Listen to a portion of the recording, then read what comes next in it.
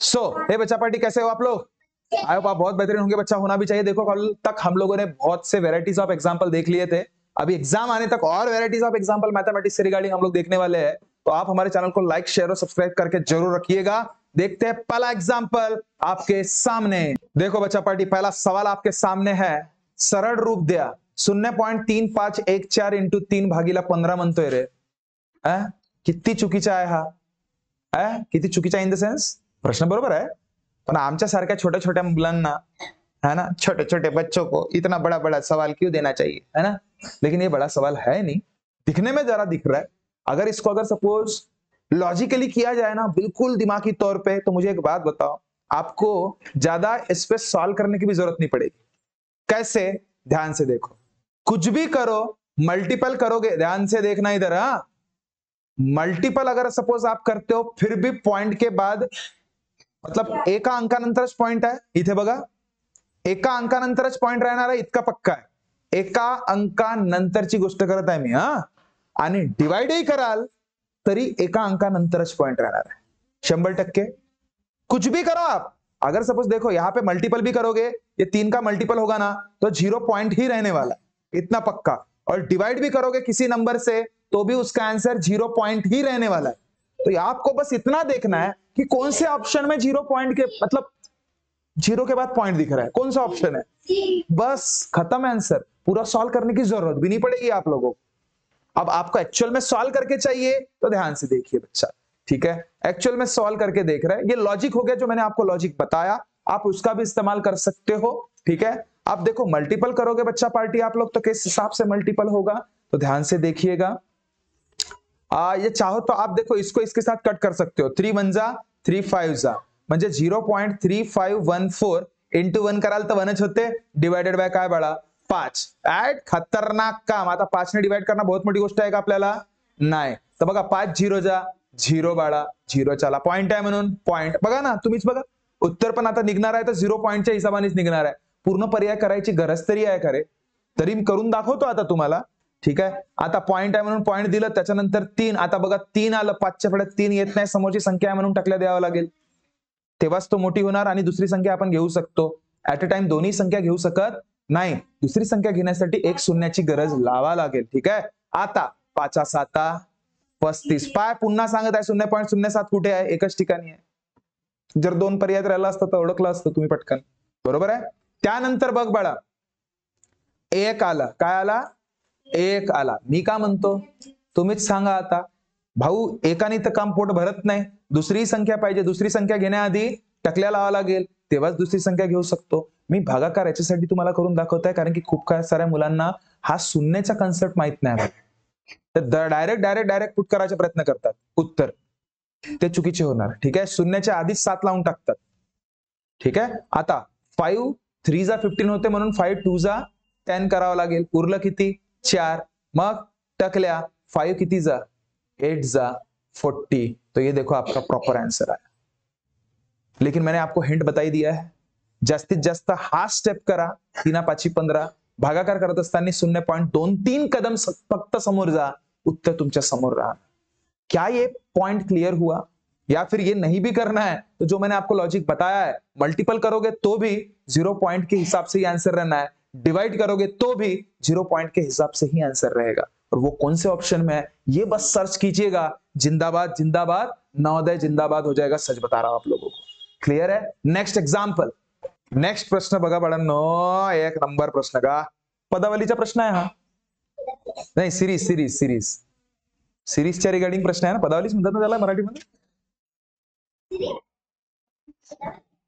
जो भी है। देखो 64 125 216 याच्या नंतरची संख्या काय आहे हे तुम्हाला विचारलंय।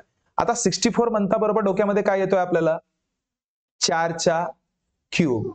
125 म्हणता बरोबर डोक्यामध्ये काय येतोय? 5 चा क्यूब। तर 216 मध्ये बरोबर काय राहत? 6 चा क्यूब। तर त्यानंतरची संख्या बाळा 7 चा क्यूब राहील ना, जो की किती असते? 3 4 3। हे तर रोज आपण करत होतो ना, फाडे म्हणतो, फाडे वर्ग घन क्यूब जे काही असतात। तुमचं उत्तर काय आहे रे? म्हटलं ना, काय प्रश्न बिलकुल चुटकीभर सिंदूर वाले का, चटमंगनी पडव्यावाला काम राहते खतरनाक। काय प्रश्न गणितातले, ठीक आहे। आणि काय म्हणजे खतरनाक, काय म्हणजे कोणते? 14 ते 15 प्रश्न असेच राहतात चुटकीभर सिंदूरवाले. बाकीचे 5 प्रश्न ते त्या लेवलचे राहतात, गाईवाले, नफा तोटावाले, खतरनाक वाले, है ना. ते गोठ्यातले नाही का, पाणी पिरायला गेला आणि चरायला गेला तो वाले, तसं टाईपचे खतरनाक वाले. काही टेन्शन नाही, पण आपण करत आहोत ना प्रॅक्टिस, बस चला. तर 3, 4, 3 तुमचा आन्सर. नेक्स्ट बघा बाळांनो, अशा टाईपचे तुम्हाला समजून नाही राहिलं, तुम्ही अशा टाईपच्या प्रश्नांमध्ये कन्फ्युज का बरं होत आहे. त्यांनी काय म्हटलं, सर्वात जवळची किंमत सांगा म्हणते. सर्वात जवळची म्हणजे अंदाजीकरण वाला काम आहे ना, हा अंदाजीकरण वाला काम आहे.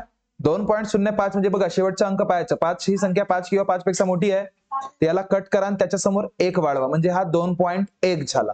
त्याच्यानंतर त्याच्या बघा, हे बघा 1 ही संख्या 5 किंवा 5 पेक्षा लहान आहे, म्हणजे पूर्णच कट करणे. 1.00 म्हणजे एकच होते, ठीक आहे. N2 नंतरची संख्या समजूनच राहिला. 99 हा काय 50 किंवा 50 पेक्षा मोठा आहे ना, कट करणे आणि 1 फक्त वाढवून टाकणे, म्हणजे हा काय झालं 4. चिल्लर काम रे. आणि बघ ना 2.1 म्हणजे हा कोणाच्या जवळ आहे, एक्झॅक्ट कोणाच्या जवळ आहे, 2च्या का 3च्या नजीकच्या रे. हा एक संख्या 5 किंवा 5 पेक्षा मोठी आहे ना, म्हणजे काय होणार हा, म्हणजे काय होणार हा 2च होणार फक्त. तर 2 + 1 × 4 म्हणजे 2 + 1 4. आता मुलं काय करतात खूप सारी इथं माहित आहे का, 2 + 1 3 करतात, × 4 आणि 12 करतात. बरा झाला 12 पर्याय नाही आहेत, असे करतात. पहिले बेरीज करायची नाही, पहिले बदमाशच्या हिशोबाने काय करणे, इंटू करणे. म्हणजे 1 × 4 4 होतोय आणि 2 + 4 6 होतोय. 6 तुमचा आन्सर. समजलं. पुन्हा सांगतोय मी, 2.05 होता प्लस 1.01 होता इंटू 3.99 होता. लक्ष दे, पॉइंटच्या नंतरची संख्या इकडे बघा, इकडे 5 आहे ना, ही संख्या 5 किंवा 5 पेक्षा मोठी आहे, म्हणून इथे 1 वाढवा, म्हणजे 2.1 होतो. पॉइंट नंतर बघा शेवटची संख्या पूर्ण शेवटपर्यंत आणायचं. 1 ही संख्या 5 किंवा 5 पेक्षा लहान आहे, कट करा, मात्र फक्त 2च राहणार, कारण की पॉइंट नंतरच्या 0ला काही अर्थ राहत नाही. त्याच्यानंतर 1.01 म्हणजे हा कटच करा ना, 5 किंवा 5 पेक्षा लहान असल्यावर अर्थच राहत नाही, कॅन्सल. आता 1.00 लिहायला पाहिजे होतं मला, पण ते 0 पॉइंटच्या नंतरच्या शून्यांना अर्थच नसते ना, म्हणून मी तसंच ठेवलं. N2 आता बघा 9च्या नंतर 5 किंवा हे 5 पेक्षा मोठी आहे ना, कट करणे आणि इथे काय लिहिणे, 1 वाढवणे, म्हणजे 9 आणि 1 किती होतात 10. 9 आणि 1 किती होतात 10.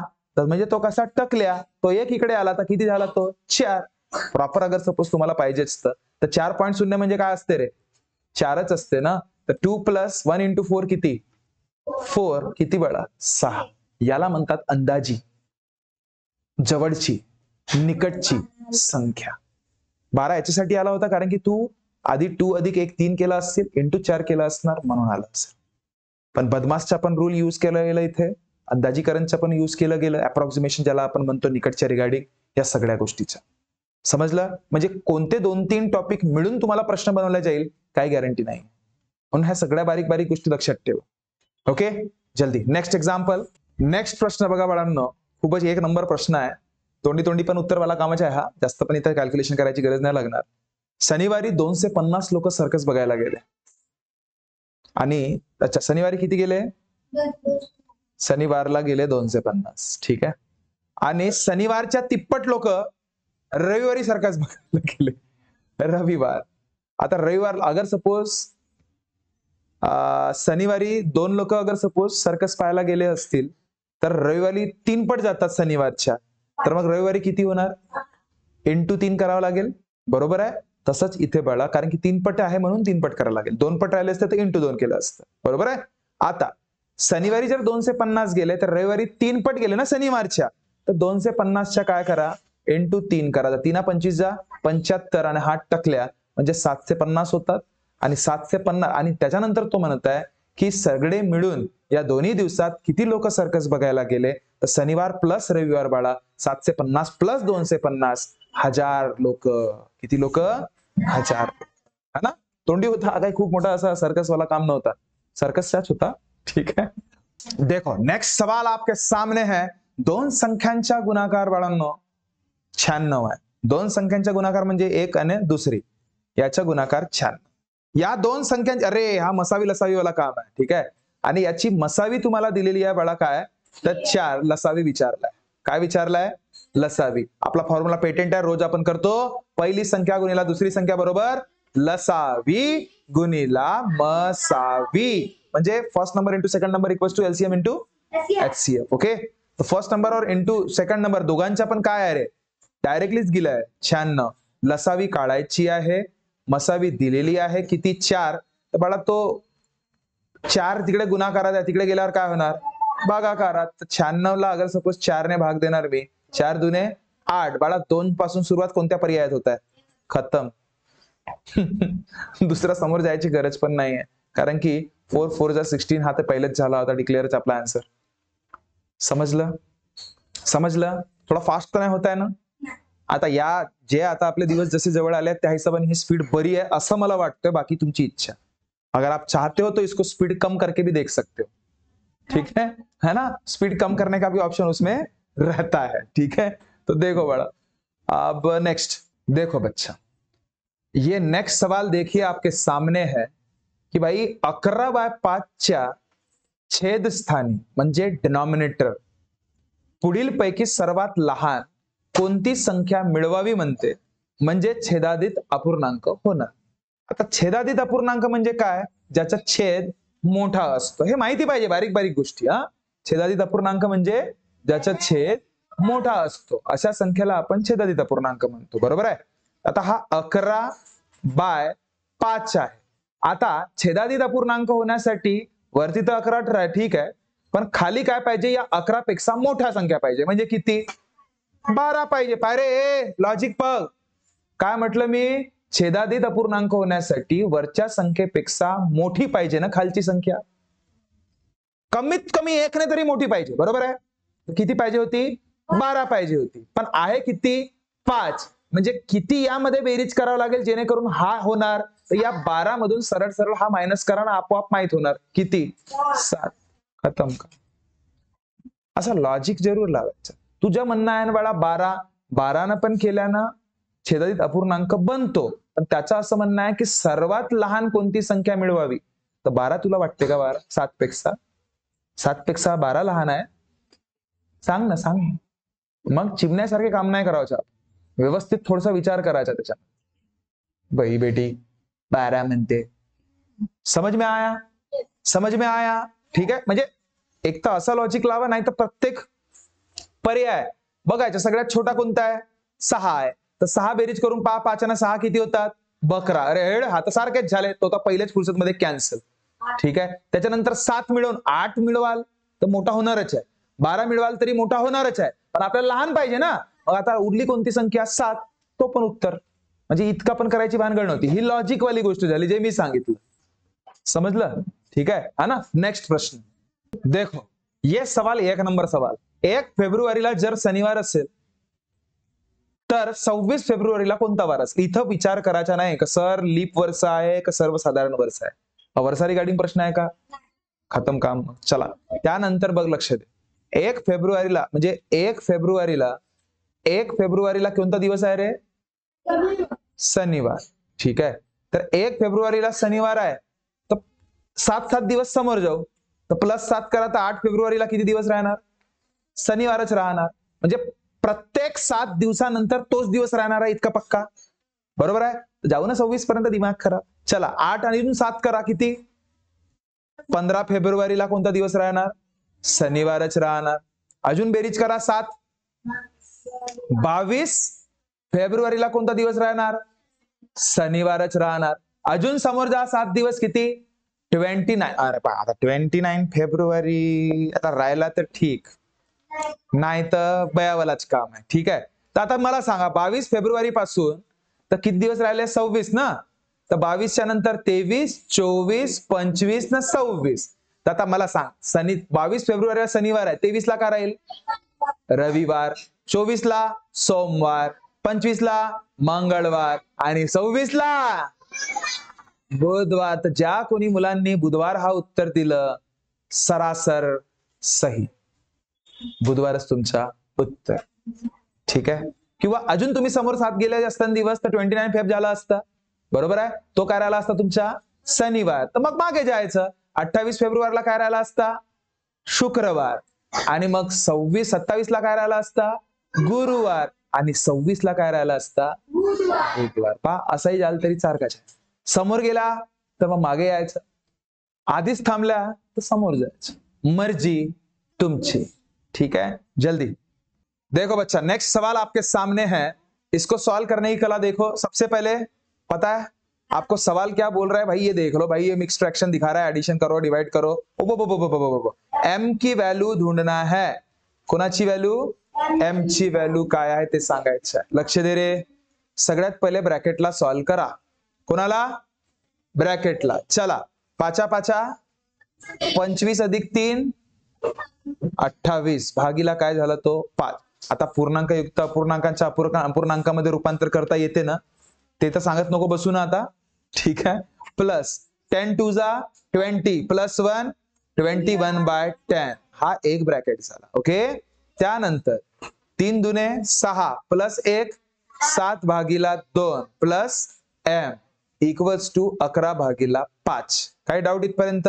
मी काय म्हणतो चिमणे, इथे 5 आहे इथे 10 आहे, जर या 5चं रूपांतर 10 मध्ये केलं तर डायरेक्टली आपल्याला प्रोसीड करायला बरं होते. म्हणजे ते करायसाठी काय करायला लागेल? इंटू 2. अरे काय करावं लागेल? इंटू 2 खाली पण वरती पण इंटू 2. चालेल. आणि इथे पण बघ, इथे आता बिचारा खाली पिलीच आहे, काहीच नाही, तर याला पण इंटू 2 करू, याला पण इंटू 2 करू. चालेल, कारण की इथे 2 आहे म्हणून. चल, आता 28 दुने किती होतात? नाही आलं तर काय करायचा? 2 8 जा 16 आणि 2 2 जा 5 म्हणजे 56 भागीला 10 प्लस 21/10. समजला? टन टनाटन टन. त्यानंतर डिवाइड आहे तर डिवाइड, त्याच्यानंतर 7/2 plus 2 into m 2m divided by 2 equals to 11/5. कोई शक यहाँ पर? अब उसके बाद ध्यान से देखो, डिनॉमिनेटर सारखे आहेत ना बाळांनो, तर वरच्या संख्यांची डायरेक्ट बेरीज करायची. 56 प्लस 21 असं टाइमपास नाही करत बसायचा, रप्पा रप करा बरं. 1 आणि 6 7 5 आणि 2 7 भागीला 10 भागा करायचा चिन्ह. पाय 7 अधिक 2m 7 अधिक 2m म्हणजे काहीच नाही होऊ शके. ठीक आहे. डिवायडेड बाय 2 जसाची लबला तशी इक्वल्स टू 11/5. डिवाइड ज्याच्या समोर असतो बस उलटाचा पालटा होत असतो. तर कोणाच्या समोर आहे रे?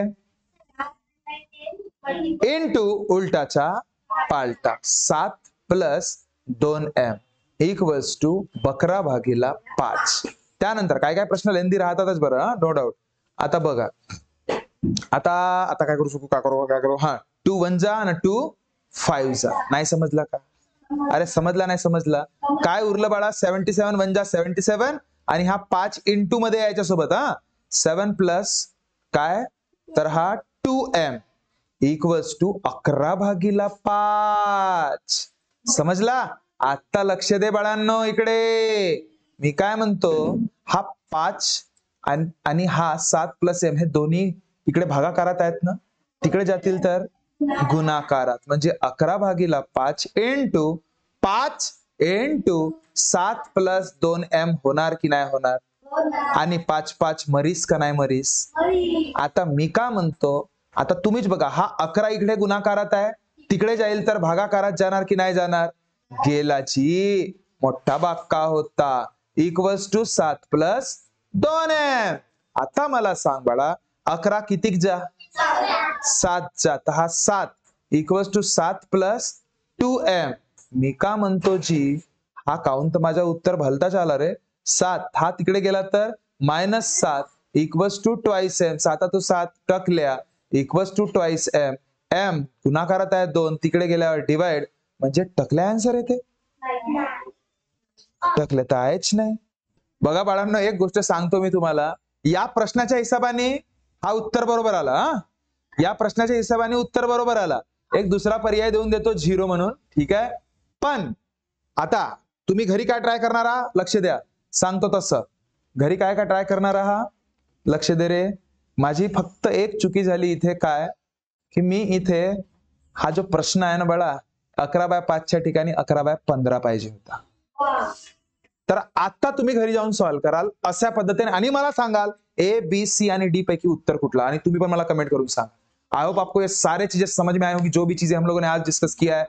शाम को और मिलेंगे, ऐसे ही कुछ तो भी वैरायटीज ऑफ एग्जांपल के साथ डील करेंगे। अगर किसी बच्चे को अभी तक हमारा पढ़ाया हुआ कंसेप्ट अच्छा लगा हो तो प्लीज हमारे चैनल को लाइक, शेयर और सब्सक्राइब जरूर कीजिएगा। मिलता है नेक्स्ट वीडियो में, तब तक खुश रहिए, ध्यान रखिए। Thank you so much, ta-ta, bye bye.